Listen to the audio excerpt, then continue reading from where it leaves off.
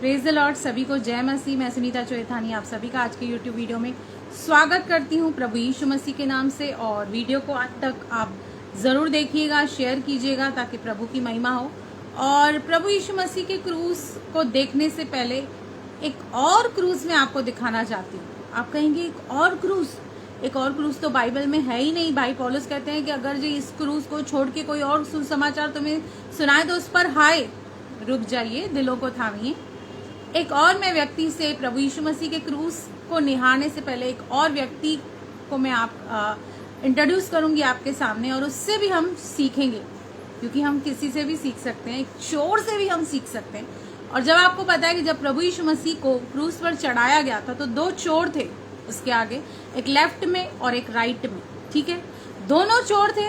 एक को ऐसा मौका मिला कि प्रभु यीशु मसीह ने कहा आज ही, ऑन द स्पॉट प्रभु ने कहा आज ही तू मेरे साथ स्वर्गलोक होगा। और दूसरा बेचारा वो शायद प्रभु के क्रोध और न्याय को फेस करने वाला है। तो ऐसा उस चोर ने क्या किया कि ना तो कलीसिया गया, ना तो बैप्टिज्म लिया, लेकिन प्रभु यीशु मसीह ने उसको एश्योरेंस दिया कि आज ही तू मेरे साथ स्वर्गलोक होगा। तो हम देखते हैं उसने क्या कहा। अब लूका में चलते हैं। लूका 23 का 40 में लिखा है, इस पर दूसरे ने उसे डांट कर कहा, क्या तू परमेश्वर से भी नहीं डरता? तू भी तो वही दंड पा रहा है और हम तो न्याय अनुसार दंड पा रहे हैं, क्योंकि हम अपने कामों का ठीक फल पा रहे हैं, पर इसने कोई अनुचित काम नहीं किया। तब उसने कहा, हे यीशु, जब तू अपने राज्य में आए तो मेरी सुधि लेना। उसने उससे कहा, मैं तुझसे सच कहता हूँ कि आज ही तू मेरे साथ स्वर्गलोक में होगा। आपको पता है, एक ऐसी चीज है जो परमेश्वर को बहुत पसंद है, और जो भी वो चीज करता है परमेश्वर उस पर अद्भुत अनुग्रह, फेवर, दया करता है। वो है नम्रता, अपने आप को हम्बल करना, ह्यूमिलिटी में आना, अपने आप को दीन करना, अपने आप को शून्य करना। और इस चोर ने यही किया, अपने आप को शून्य किया और अपने आप को पापी माना, और प्रभु यीशु मसीह के बारे में एक करेक्ट स्टेटमेंट दी और कहा, जब तू अपने राज्य में आए तो मेरी सुधि लेना। एक नम्रता का कदम देखिए कैसे किसी को स्वर्ग तक पहुंचा सकता है। वैसे ही हम जब वचन पढ़ते हैं, पहला पत्रस 5 जब हम पढ़ते हैं तो उसका एंड वचन कहता है, क्योंकि परमेश्वर अभिमानियों का विरोध करता है परंतु दीनों पर अनुग्रह करता है। और यहाँ पर इस चोर को हम देखते हैं कि वो अपनी दीनता, नम्रता दिखा रहा है, अपनी ह्यूमिलिटी दिखा रहा है, और परमेश्वर उस पर इतना फेवर कर रहा है, अनुग्रह कर रहा है कि कह रहा है कि आज ही तू मेरे साथ स्वर्ग में होगा। इसलिए किस लिए? परमेश्वर अभिमानियों का विरोध करता है पर दीनों पर अनुग्रह करता है। इसलिए परमेश्वर के बलवंत हाथों के नीचे रहो, तो जिससे वह तुम्हें उचित समय पर बढ़ाए। अब जब आप दीन बनेंगे, नम्र बनेंगे और परमेश्वर के हाथों में रहेंगे, तो वो आपको उचित समय में क्या बढ़ाने वाला है। आप क्या सोचते हैं?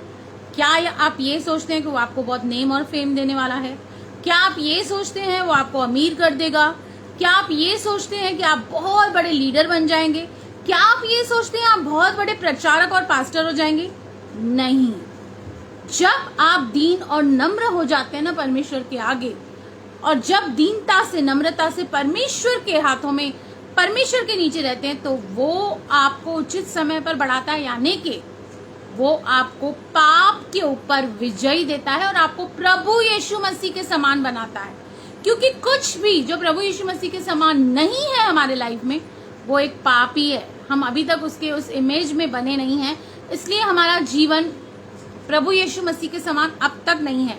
पर जब हम खुद को नम्र करते हैं ना, दीन करते हैं और परमेश्वर के हाथों में रहते हैं, तो परमेश्वर उचित समय में हमें बढ़ाता है, हमें जयवंत करता है, और दिन प्रतिदिन प्रभु यीशु मसीह के स्वरूप और समानता में हमें बढ़ते जाना है, और परमेश्वर हमें बढ़ाता जाता है। आपकी यही प्रार्थना रोज होनी चाहिए कि मैं प्रभु यीशु मसीह के समान बनूं, क्योंकि इस दुनिया में, इस पूरे ग्लोब में अगर जो कोई सबसे नम्र व्यक्ति जो कि कहता है कि मैं मन में दीन हूं, मैं मन में नम्र हूं, क्योंकि बाहर से नम्र कोई भी हो सकता है, आपके साथ सॉफ्टली बात कर सकता है, आपको रिस्पेक्ट दे सकता है, आपको उल्लू बना सकता है, लेकिन प्रभु यीशु मसीह ने क्या कहा कि मैं मन में दीन और नम्र हूं, क्योंकि उसके पास कुछ खोने के लिए था ही नहीं, उसके पास ऐसा कुछ था ही नहीं जिस पर वो प्राउड करे। उसके पास कोई ऐसी उपलब्धि उसने इस्तेमाल की नहीं थी, कोई परमेश्वर के पावर्स को इस तरह से मिसयूज किया ही नहीं था, उसके पास कुछ भी नहीं था, इसलिए वो मन में दीन है। तो हमें मन में दीन